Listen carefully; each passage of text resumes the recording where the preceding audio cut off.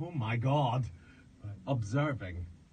I remember the first time I became capable of observing outward objects with any kind of pleasure. I perceived that the fallen leaves had disappeared, and that the young buds were soothing forth from the trees that shaded my window.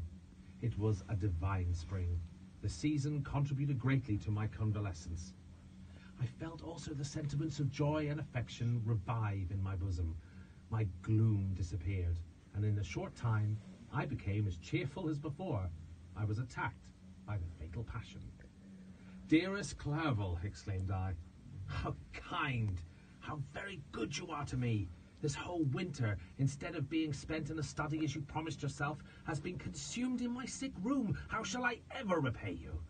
I feel the greatest remorse for the disappointment of which I have been the occasion, but you will forgive me." You will repay me entirely if you do not discompose. You will repay me entirely if you do not discompose yourself. But get well as fast as you can, and since you appear in such good spirits, I may speak to you on one subject, may I not? I trembled. One subject, what could it be? Could he allude to an object on whom I dared not even think? Compose yourself, said Clerval, who observed my change of colour. I will not mention it if it agitates. I will not mention it if it agitates you, but your father and cousin would be very happy if they received a letter from you in your own handwriting. They hardly know how ill you have been, and are uneasy at your long silence.